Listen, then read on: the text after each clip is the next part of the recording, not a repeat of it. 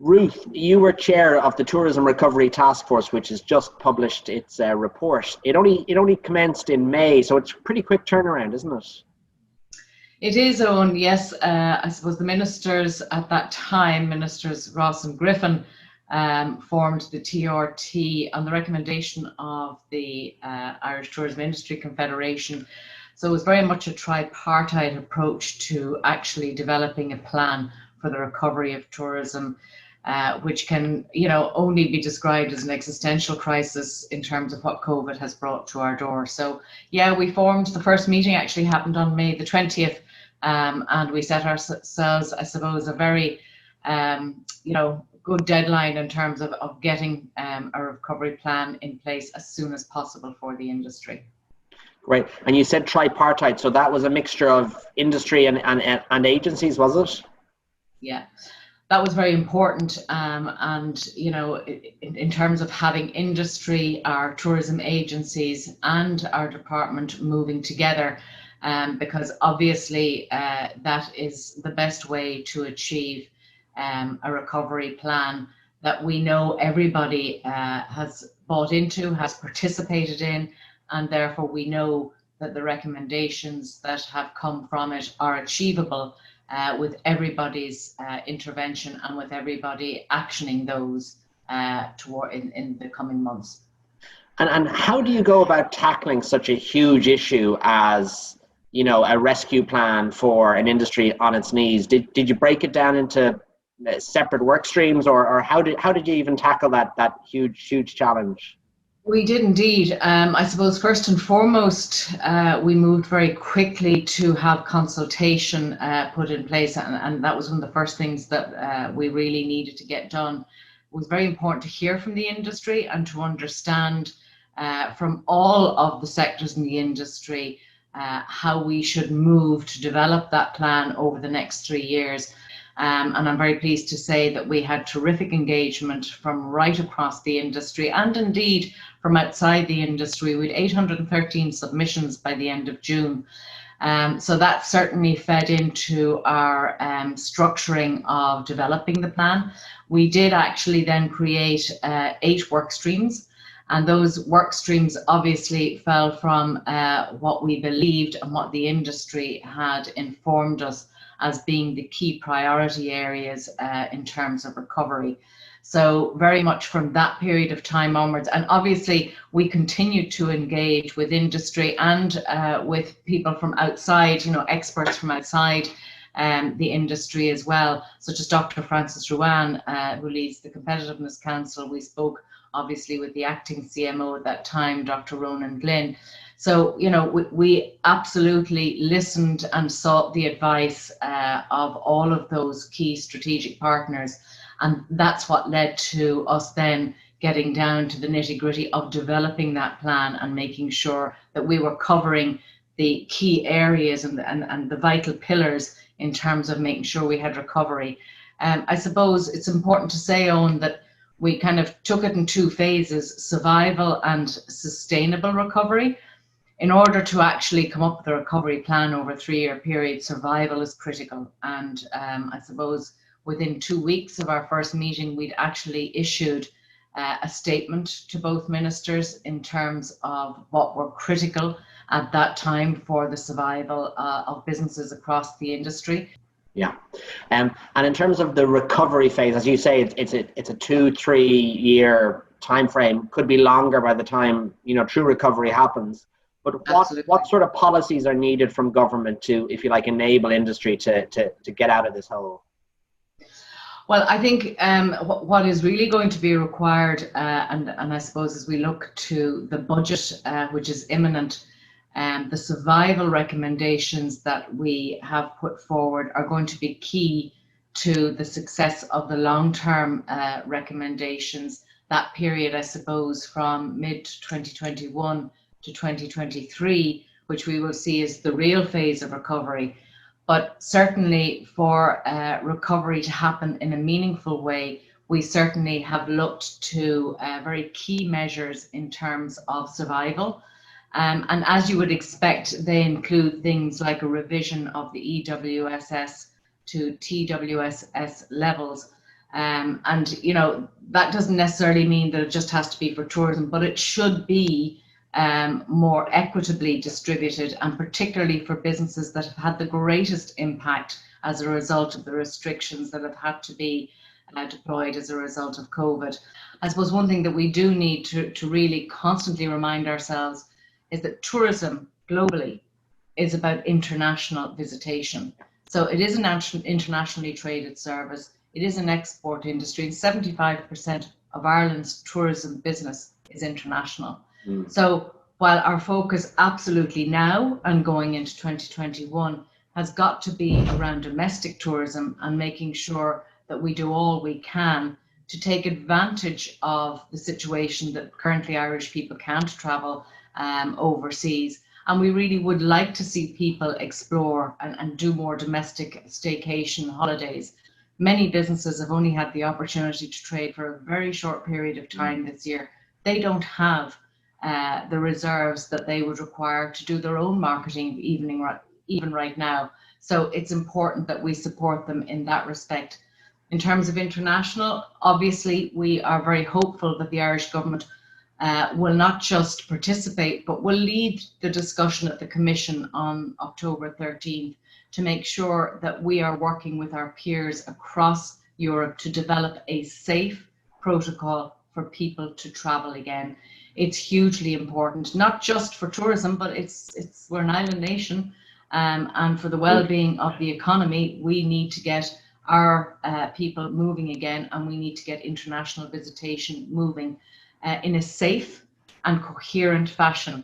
Yeah, you were appointed independent chair from the outset, which was, I suppose, unusual to a certain extent. It's something we welcomed. You were an industry person. You were independent of government and of agencies.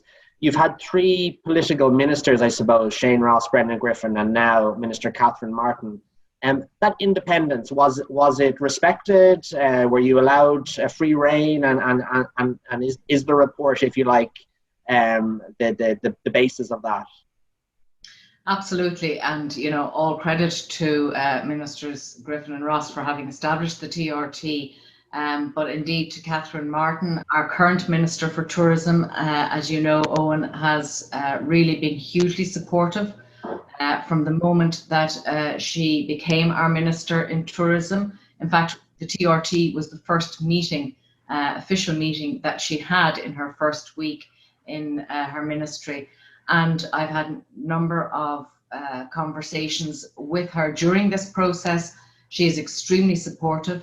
She absolutely, sees the Tourism Recovery Taskforce as the roadmap and as the recovery plan that she will take to government, and that she will support in terms of ensuring that tourism will and can recover as soon as possible. And what sort of survival policies, Ruth, will we need for Irish tourism in the years ahead? Well, I think initially, Owen, for the survival of Irish tourism, so that we can really protect the key strategic assets that we will need for the recovery implementation, we do need to look at revision of the EWSS to TWIS levels. We do need to look at grant aid support, and we specifically called out what's needed in that respect in the very short term. Over the next 6 months. We've also looked at investment in terms of marketing, both domestic and international. Key to survival also will be re-establishing international connectivity. So that Commission meeting on October the 13th is going to be critical to Irish tourism, and indeed the wider economy, to actually getting aviation strengthened with a safe travel protocol being put in place. In the short term, we need to invest in our people. We need to keep our core skills and I suppose all of the capability, the intellectual capability that we have built over years in our people. We need to keep those people connected to the industry. So we will be needing to invest in education and training.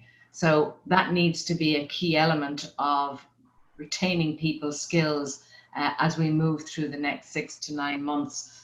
And again, our competitiveness, that's an area we're going to really have to look at too, because as we start to look back to international markets, but indeed even on the domestic market, we do need to look at the reinstatement of our 9% VAT rate. We are disadvantaged right across Europe. We at 13.5%. We have the highest VAT rate in tourism, so that does need to be addressed, and not just for international but also for domestic. And we need to look at things like insurance costs. Again, to be competitive, there are key areas where we need to get our costs back aligned to our competitors with whom we'll be competing with on a far greater level as recovery comes. So they're the sorts of immediate recommendations that we've made. But really what this plan is about, Owen, is about a long-term recovery plan. You know, tourism isn't going to recover overnight. It will be a U-shaped recovery. But when recovery comes and when it does really take hold, we can be a V-shaped recovery again. And we need to have a plan that enables that also. So this plan is a plan that takes us the whole way through to the end of 2023. And there are some key vital recommendations, again, about sustainability and how tourism now in its recovery can look at, you know, far greater sustainability in terms of our people, in terms of our businesses, and in terms of our place, which are all hugely important to Irish tourism's well-being into the next decade, not just in the recovery phase. We also need to look at our product. You know, what maybe has taken us to where we are and the success that we've enjoyed up until the end of 2019 may not be just the product to take us into future generations. So I think we've an opportunity now to revisit our product, to look at that and see, and one thing that we are seeing from research from overseas markets and indeed domestically, people have a greater appreciation now for the outdoors. People want more of that sort of experience. We can deliver that in buckets, but now where does our investment need to be? And this report is very much looking at where our investment for future tourism product needs to be. But I suppose one of the key things that we talk about the whole way through this report are the strategic assets for tourism that Ireland has. We have got to maintain them. We have got to invest in them. And those assets just aren't about, I suppose, the built heritage and cultural and arts that we have that are a huge part of who tourism or who we are when we promote tourism overseas. But it's about protecting those distribution channels. It's about protecting our international access and rebuilding that, you know, as best we can, because without having Dublin as that hub and all the wonderful work that we had done in terms of the number of gateways we'd opened from the North American market, without building on the connectivity that we have across Europe to strengthen that as we go forward, not just to Dublin but regionally, all of that needs to be considered, and this report absolutely covers all of those key areas that tourism will depend on for a strong recovery in the future. And you mentioned U-shaped and V-shaped recoveries, and obviously we don't quite know how it's going to pan out, but did you come up with a view as to when we might return to, say, 2019 levels? Are we talking about a multi-annual period?